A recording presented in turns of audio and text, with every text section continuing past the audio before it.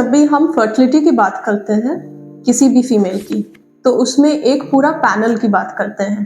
कई हार्मोन्स आते हैं जैसे कि AMH, FSH, LH, estrogen, progesterone, और इसी में एक इम्पॉर्टेंट हार्मोन है जिसे उतना डिस्कस नहीं किया जाता है, जिसका नाम है प्रोलैक्टिन। प्रोलैक्टिन का डायरेक्टली फर्टिलिटी से कोई रिलेशनशिप नहीं है, बट इसके इनडायरेक्ट इफेक्ट से फर्टिलिटी पे काफ़ी असर पड़ सकता है। तो प्रोलैक्टिन है क्या? प्रोलैक्टिन एक ऐसा हार्मोन है जो आपके पिट्यूटरी ग्लैंड से रिलीज होता है, और इसका मेन फंक्शन क्या है?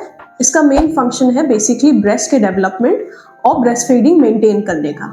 यानी कि इसका लेवल किसी प्रेग्नेंट फीमेल में या फिर एक ब्रेस्ट फीडिंग मदर में हाईएस्ट होता है, क्योंकि इसका मेन काम मिल्क प्रोडक्शन का है। तो इसका फर्टिलिटी से क्या रिलेशनशिप है?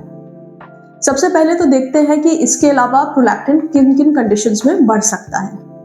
तो prolactin apart from breast feeding mother's एक ऐसा ट्यूमर होता है जिसका नाम है प्रोलैक्टिनोमा। अगर किसी को प्रोलैक्टिनोमा है तो उस कंडीशन में बढ़ सकता है। किसी भी स्ट्रेस इंड्यूसिंग कंडीशन से बढ़ सकता है। कहीं कहीं किसी थायराइड डिसऑर्डर में भी बढ़ सकता है, स्पेशली उन पेशेंट्स में जिनको हाइपोथायरॉयडिज्म है।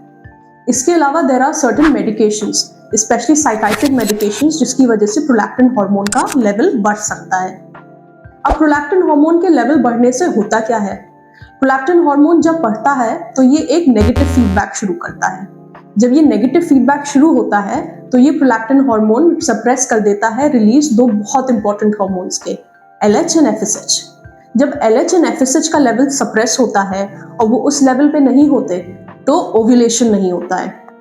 जब ओव्यूलेशन नहीं होता है तो मेंस्ट्रुअल साइकिल्स प्रॉपर नहीं होती, और जब मेंस्ट्रुअल साइकिल्स प्रॉपर नहीं होती तो ये अपना रूप धारण करती हैं इनफर्टिलिटी इश्यूज के फॉर्म में। तो फिर प्रोलैक्टिन का क्या सिग्निफिकेंस है और इसे कैसे मेजर करना चाहिए?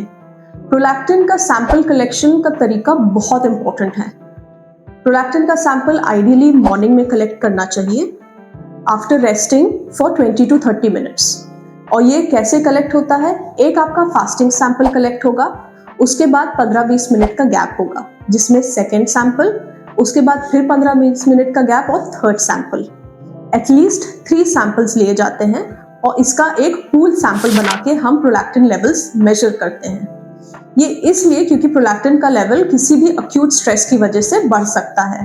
तो अगर आप सिर्फ एक सैंपल देंगी तो आपका प्रोलैक्टिन स्प्यूरियसली हाई आ सकता है।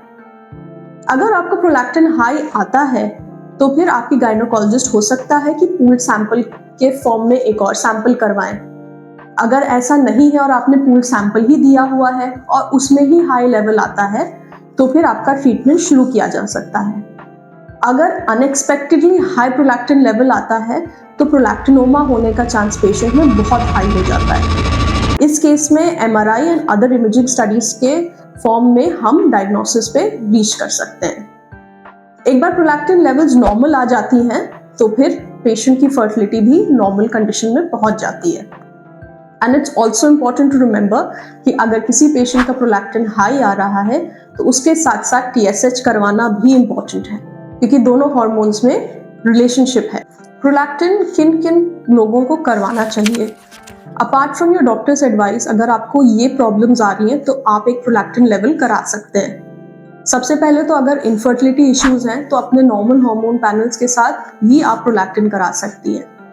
इसके अलावा अगर कोई भी मेंस्ट्रुअल इरेगुलरिटी है, अगर एमेनोरिया या ओलिगोमेनोरिया कुछ भी है तो भी एक प्रोलैक्टिन कराना ज़रूरी हो जाता है। इसके अलावा अपार्ट फ्रॉम ब्रेस्ट फीडिंग, अगर किसी भी फीमेल के ब्रेस्ट से मिल्क सेक्रीशन या फ्लूइड सेक्रीशन होता है जिसे हम गैलेक्टोरिया बोलते हैं, उस कंडीशन में भी प्रोलैक्टिन करना ज़रूरी हो जाता है। इसके अलावा एक इम्पॉर्टेंट कंडीशन है किसी भी तरह के विजुअल फील्ड डिफेक्ट्स, यानी आपको फील्ड ऑफ विजन आपका अगर कॉम्प्रोमाइज होता है। दिस हैपेंस जब प्रोलैक्टिनोमा या ब्रेन ट्यूमर होता है, तब भी प्रोलैक्टिन लेवल्स कराना इम्पेरेटिव हो जाता है। मेल्स में प्रोलैक्टिन तब करा सकते हैं जब मेल्स को लो लिबिडो की कंप्लेन रहती है।